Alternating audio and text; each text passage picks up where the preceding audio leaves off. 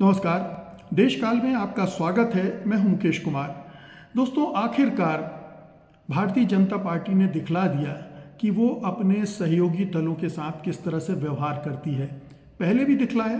पहले उद्धव ठाकरे के नेतृत्व वाली जो शिवसेना थी उसको गच्चा देकर उसने ये करने की कोशिश की, लेकिन उद्धव ठाकरे समझदार निकले। उन्हें समझ में आ गया था कि खेल क्या है, तो उन्होंने बीजेपी के साथ बगावत की, एक नया गठबंधन बनाया, सरकार बनाई और 2.5 साल तक उसके मुख्यमंत्री रहे। लेकिन बीजेपी के निशाने पर शिवसेना थी और बीजेपी ने शिवसेना को तोड़ा, एकनाथ शिंदे के नेतृत्व में सरकार बनाई।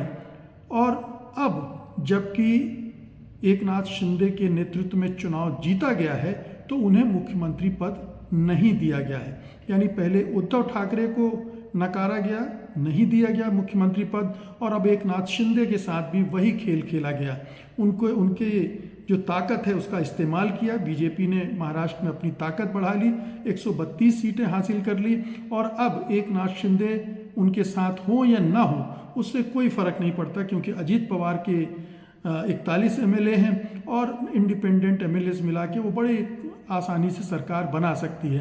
तो शिंदे को एक तरह से कचड़े के डिब्बे में डाल दिया गया है, उनको उनकी हैसियत बता दी गई है। और शिंदे ये बखूबी महसूस कर रहे होंगे कि उन्होंने जो गद्दारी की थी मूल शिवसेना के साथ, अब वो उनको उसके दंड भुगतने पड़ रहे हैं। अब वो मुख्यमंत्री नहीं बनने वाले हैं, आज भी नहीं, कल भी नहीं और कभी नहीं, क्योंकि अब बीजेपी का प्लान ये है कि अपने दम पे सरकार बनानी है 2029 की।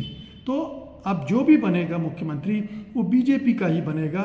इस बार देवेंद्र फडणवीस बने हैं, अगले बार भी देवेंद्र फडणवीस बनेंगे या कोई बीजेपी का ही नेता बनेगा। ये बीजेपी ने सुनिश्चित कर लिया है। उसे जितनी संख्या बल मिली है उसके बेसिस पर उसका आत्मविश्वास ये कह रहा है, और अगर थोड़ा बहुत कम हुआ तो किसी और पार्टी को तोड़कर वो बहुमत का जुगाड़ कर लेगी, क्योंकि इतनी ताकत उसने इस चुनाव से हासिल कर ली है। किस तरह से हासिल की है हम इस पे नहीं जा रहे हैं। ईवीएम का क्या खेल हुआ, चुनाव आयोग ने क्या खेल खेला, मतदाता सूचियों को कैसे तोड़ा मरोड़ा, घटाया बढ़ाया गया, वो एक अलग किस्सा है, वो अलग चल रहा है। लेकिन बीजेपी ने इस बार ज़्यादा सीटें हासिल कर ली हैं और शिवसेना शिंदे को उसके कट टू साइज कर दिया है। अब शिंदे सरकार को लीड करने वाले नेता नहीं हैं, वो उन्हें देवेंद्र फडणवीस के माथक काम करना पड़ेगा। हालांकि वो क्या पद संभालेंगे अभी साफ नहीं है, लेकिन इतना तय है कि उस सरकार के हिस्से में दार होंगे। अगर वो नहीं होंगे तो उनकी पार्टी के नेता मंत्रिमंडल के सदस्य होंगे, लेकिन उनकी हैसियत अब दोयम दर्जे की हो गई है, जो पिछली सरकार में वो नेतृत्व कर रहे थे। तो कहते हैं कि ये एनाकोंडा पॉलिटिक्स है। एनाकोंडा यानी जो अपने ही साथियों को खा जाता है, वो सर्प है। बीजेपी भी उसी तरह का सर्प है जो अपने ही साथियों को निगलती जा रही है, और उसके जो साथी ये समझ नहीं पा रहे हैं।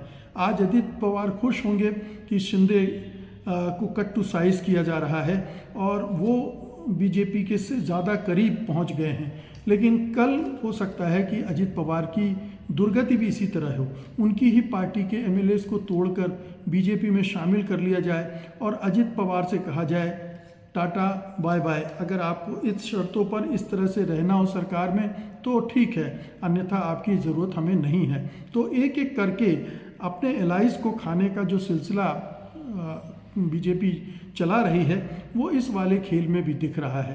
अब शिवसेना कमज़ोर होगी।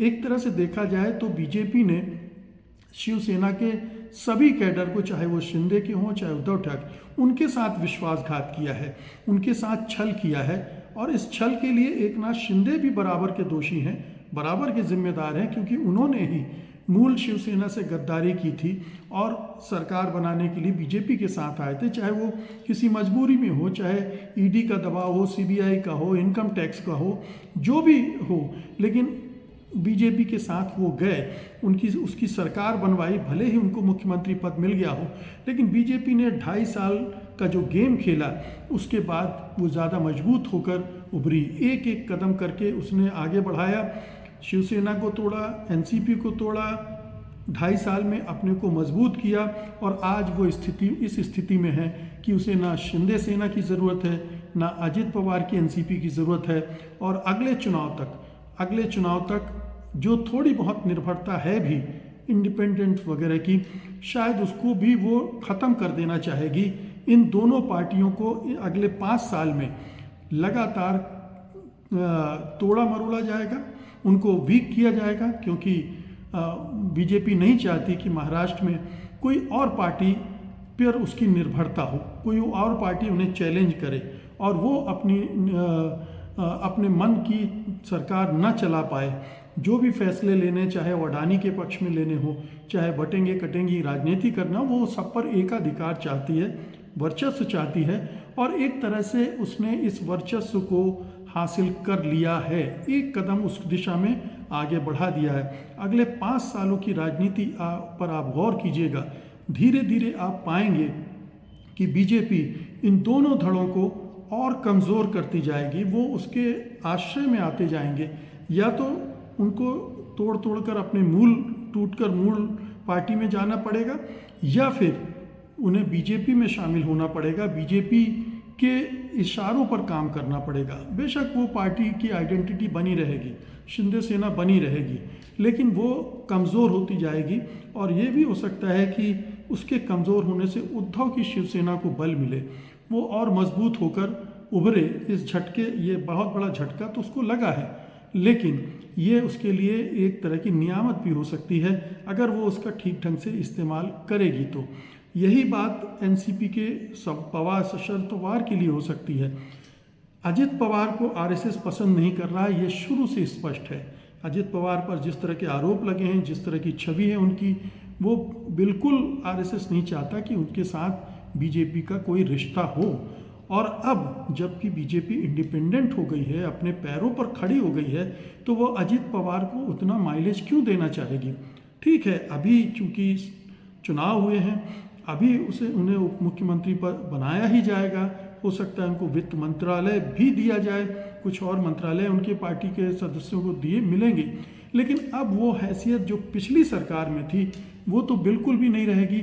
और अगले साल 2 साल में आप देखेंगे कि वो हैसियत लगातार गिरती जा रही है। फैसले लेने की जो स्वायत्तता मंत्रियों को होती है वो उनसे छीन ली जाएगी।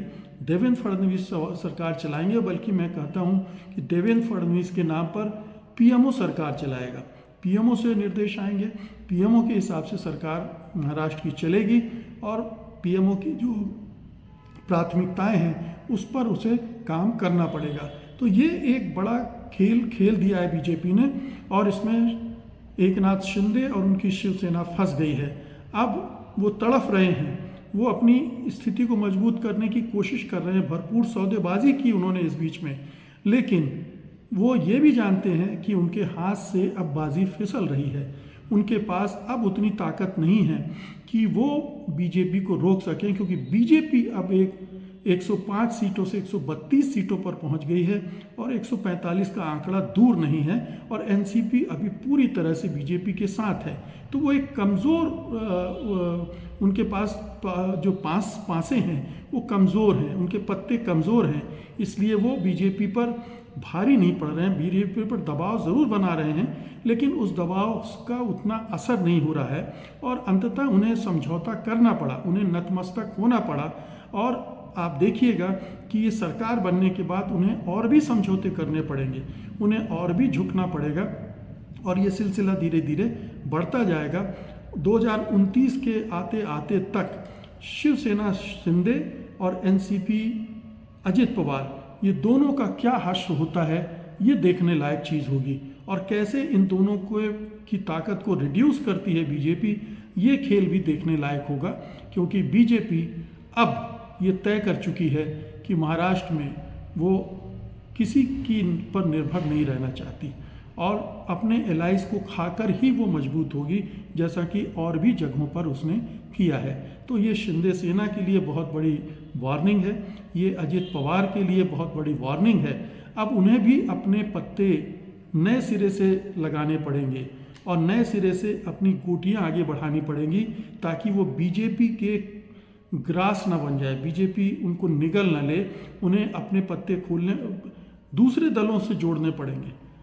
हो सकता है कि शिवसेना उद्धव के साथ अपने संबंध बढ़ाने पड़े या एनसीपी शरद पवार के साथ संबंध बढ़ाने पड़े, और इस तरह से अपने गेम को इस तरह से किया जाए कि बीजेपी उनको डोमिनेट ना कर पाए, बीजेपी उन पर हावी ना होने पाए और वो अपनी स्थिति को बनाए रख सकें, कम से कम अपने जो ताकत है उसको बनाए रखें, अपनी प्रासंगिकता को बनाए रखें, और आगे की राजनीति में बीजेपी पर उनकी निर्भरता कम हो, इसका भी उन्हें अपना इंतजाम करके रखना पड़ेगा। इन विकल्पों पर लगातार काम करते रहना पड़ेगा। बहुत बहुत शुक्रिया आपका, धन्यवाद, नमस्कार।